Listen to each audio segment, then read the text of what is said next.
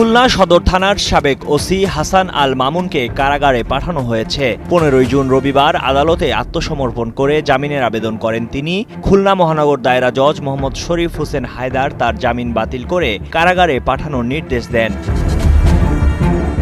এর আগে খুলনা মহানগর বিএনপির সাবেক সাংগঠনিক সম্পাদক ফখরুল আলম তার বিরুদ্ধে মামলা দায়ের করেন। কারাগারে নেওয়ার আগে উপস্থিত বিএনপি নেতাকর্মীরা হাসান আল মামুনকে লক্ষ্য করে পচা ডিম এবং আম নিক্ষেপ করে। পরিস্থিতি শান্ত করতে সেনা ও নৌবাহিনীর সদস্যদের মোতায়েন করা হয়। 2022 সালের 5 জানুয়ারি কেডি ঘোষ রোডের দলীয় কার্যালয়ের সামনে বিএনপির সমাবেশে লাঠিচার্জ করে পুলিশ। এ সময় তৎকালীন ওসি হাসান আল মামুন নিজেই ফখরুল আলমকে মারপিট করেন। লাঠির আঘাতে ফখরুল আলমের একটি চোখ নষ্ট হয়ে যায়।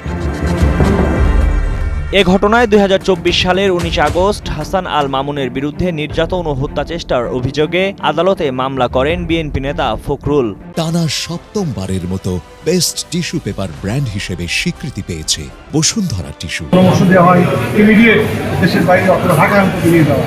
আমি ঢাকায় যে চিকিৎসা নেই, অপারেশন হয়, আমার চোখের মনিটা ফেটে গেছিল, আমার নার্ভগুলো চোখের বেশিরভাগ নার্ভ আজকে অকেজ হয়ে গেছে, আমি চোখে সম্পূর্ণভাবে চোখে দেখতে পাই না। আমি এরপর দেশের বাইরে সম্পূর্ণ কলকাতায় যাই এবং সেখানে চিকিৎসা নেয়। আমার টেস্টের মাধ্যমে আমাকে জানানো হয় যে এই চোখ আপনাদের ভালো হবে না। আমি বলি আমার প্রচণ্ড ব্যথা, মাথা শুনতে পারি না, জোরে কথা বলতে পারি না। তারা আমাকে বলে এই অবস্থায় আপনাকে এই চোখ আগামী দিন এই ব্যাপার নিয়েই আপনার যাপন করতে হবে।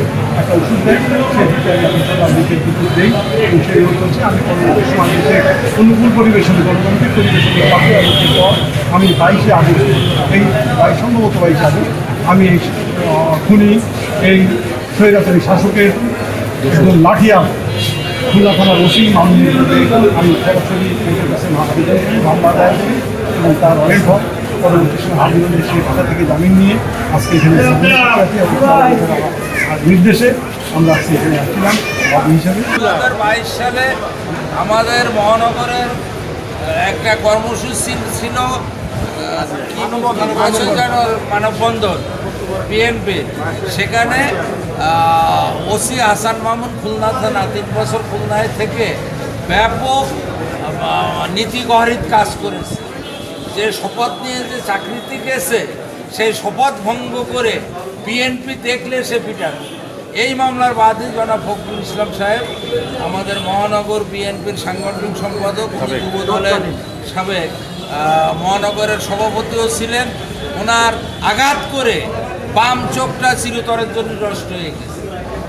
এখন মামলা করেছেন উনি, আসামি সারেন্ডার করেছেন জামিনের জন্য।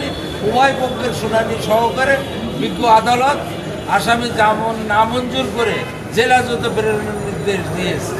এম সাইফুল ইসলামের পাঠানো তথ্যচিত্রে ডেস্ক রিপোর্ট, কালের কণ্ঠ।